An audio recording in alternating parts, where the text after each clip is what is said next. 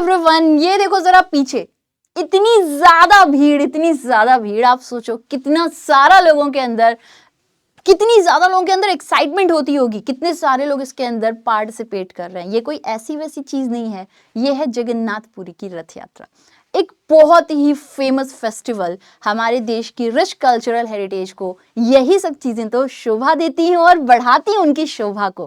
खैर, तो हम जानते हैं इस फेस्टिवल के बारे में। ये बेसिकली रथ यात्रा है, बहुत ही ज्यादा पॉपुलर है और ये आषाढ़ महीने की द्वितीय तिथि में होती है, जो इस बार 7 जुलाई को था। हर साल होती है ये, हर साल इसको बहुत ही धूमधाम और जश्न के साथ सेलिब्रेट किया जाता है, इस बार भी किया जा रहा है। तो ये रथ यात्रा है जो जगन्नाथपुरी टेम्पल, ये वही टेम्पल है जो बहुत ही ज्यादा मिस्टीरियस है। 17 बार हमले हुए पर कभी कोई इसका कुछ नहीं कर पाया। एक ऐसा टेम्पल जिसके बाहर समुद्र की आवाज आ रही है पर अंदर कुछ नहीं आ रहा है। फ्लैग हमेशा ऑपोजिट डायरेक्शन में है, जिसपे चिड़िया पक्षी कुछ कभी नहीं बैठता है। सब कुछ बहुत ही रहस्यमय, बहुत ही डिफरेंट, ये वो टेम्पल है। तो इस टेम्पल से शुरू होती है ये रथ यात्रा, और ये जो रथ यात्रा होती है इसमें 3 रथ होते हैं। किसके किसके होते हैं? तो बेसिकली ये 3 भाई बहन के होते हैं। किनके किनके? लॉर्ड जगन्नाथ के, सुभद्रा के और लॉर्ड बालभद्र के। इन 3 लोगों के रथ होते हैं। इसको खींचते हैं जगन्नाथपुरी टेम्पल से लोग, बहुत ही धूमधाम से खींचते हुए ले जाते हैं।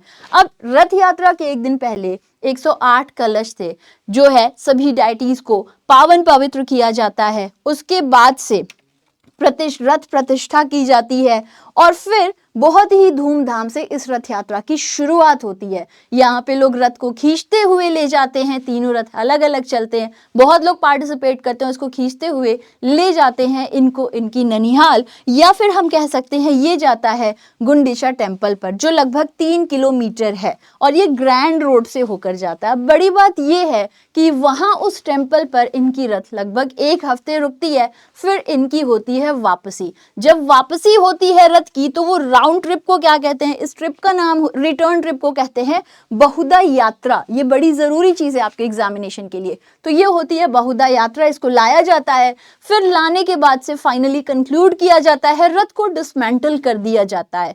तो यहाँ पे हमें क्या जानना था? अभी फिलहाल में ये शुरू हो चुका है और इस बार बहुत सारे ऐसे डिवोटीज हैं जो घायल भी हो गए, इनफैक्ट एक की सफोकेशन से डेथ भी हो गई है।